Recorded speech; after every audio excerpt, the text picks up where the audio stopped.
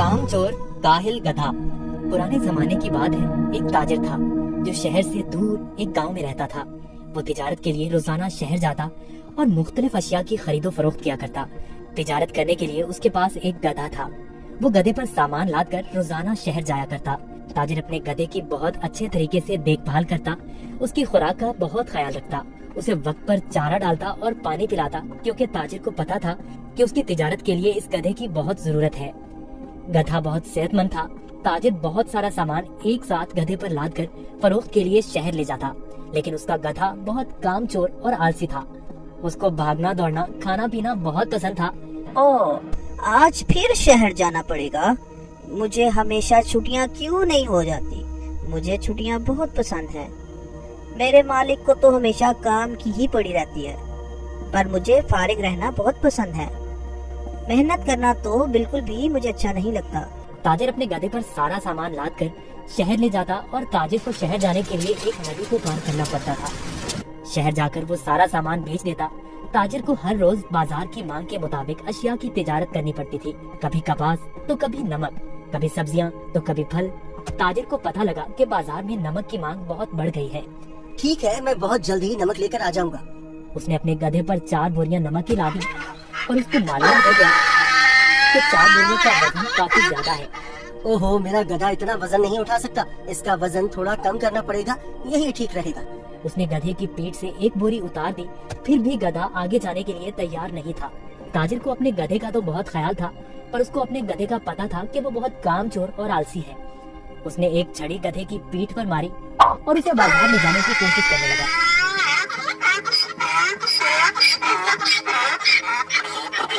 चलो, मुझे पता है तुम बहुत आलसी हो। तुम्हें शहर जाना बहुत जरूरी है, क्योंकि बाजार में इस वक्त नमक की बहुत मांग है।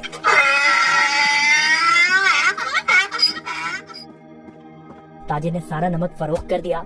ओहो, सच में बाजार में नमक की बहुत मांग है। ताजिर ने फिर रोज की तरह शहर में नमक फरोख्त करना शुरू कर दिया।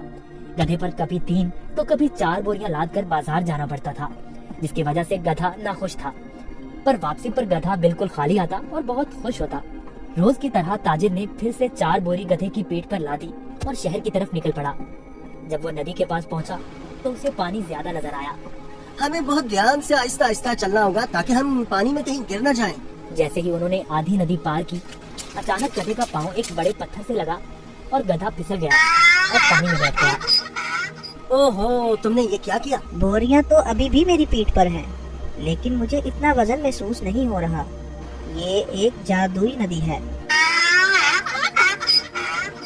गधा इस बात से हैरान था कि नदी में फिसलने की वजह से उन बोरियों का सारा नमक नदी में घुल गया था और बोरियों में से नमक खत्म हो चुका था। इसकी वजह से गधे को वजन महसूस नहीं हो रहा था, क्योंकि बोरियों में नमक बचा ही नहीं था, सब खत्म हो चुका था। ओहो, मेरी सारी मेहनत जाया हो गई। अब मैं शहर जाकर क्या करूँगा? सारा नमक तो बह गया है। शुक्र है खुदा का, मेरा गधा तो सही सलामत है। गधे को कुछ नहीं हुआ। अब शहर जाने का कोई फायदा नहीं, मुझे अब घर जाना चाहिए। वाह, कोई वजन भी नहीं और काम भी नहीं। ये तो कमाल की नदी है। फिर अगले दिन ताजिर ने 4 बोरियां गधे की पीठ पर लाद दी और शहर की तरफ निकल पड़ा।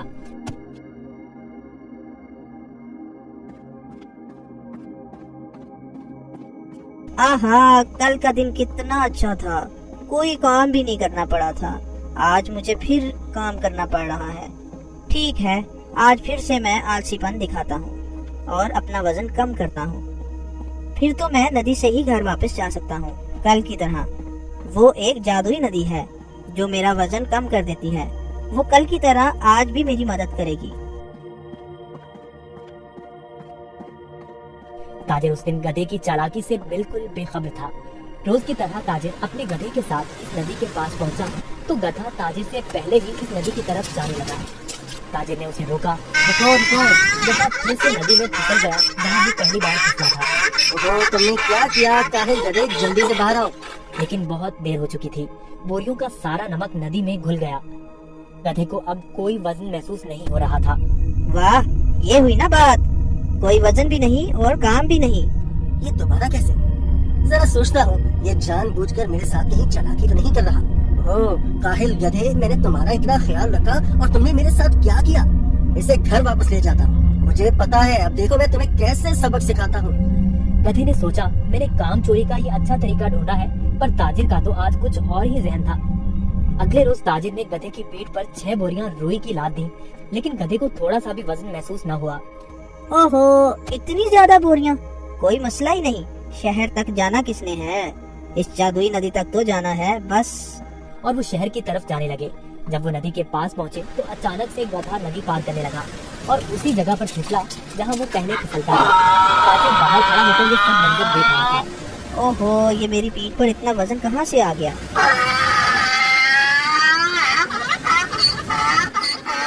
ताजिर बहुत समझदार आदमी था। उसको पता चल गया कि उसका गधा जानबूझकर ये सब उसके साथ कर रहा है। इसलिए ताजिर ने इस दफा बोरियों में नमक के बजाय रुई भर दी थी। जैसे ही गधा नदी में फिसला तो रुई ने पानी जब्त कर लिया और गधे की पीठ पर वजन ज्यादा हो गया।